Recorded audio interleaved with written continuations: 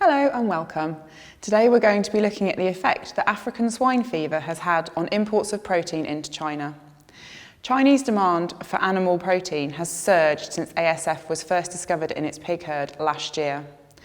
Imports of red meat and poultry, including offal, have increased by almost 760,000 tonnes in the year to July 2019, up to 3.1 million tonnes according to official Chinese data. On a volume basis, beef has recorded the largest increase, up by over 300,000 tonnes to 850,000 tonnes. Numerous South American countries, as well as New Zealand and Australia, have all been capitalising on the increased demand.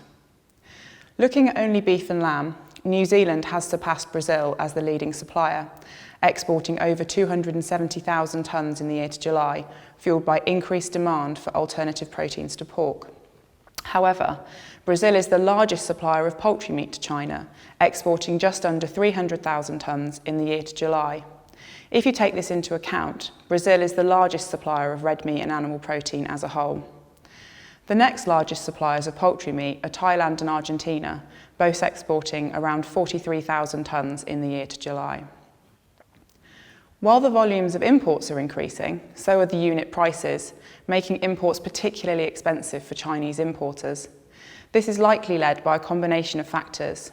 Beef and lamb consumption was rising in China even before the discovery of ASF, leading to a steady increase in imports over the last few years. As beef and lamb gained popularity, there has also been increased interest in higher quality cuts of both meats.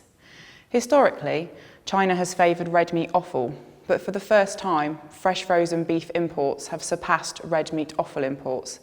And while fresh frozen products of all meats have increased this year, offal imports are flat, largely attributed to a reduction in imports from the US. Further to this, the Chinese yuan has been devaluing slightly on the global market, which is also increasing costs for importers. The ongoing trade war with the US is likely having an effect on both the Chinese currency and the cost of imports.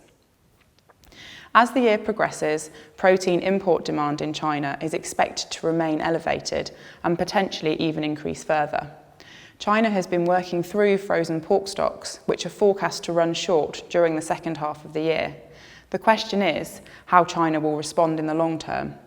Pork consumption by the Chinese consumer has reduced this year due to safety concerns, and farmers in China that were previously producing pork may now have an opportunity to switch to alternative production systems such as poultry, beef or lamb.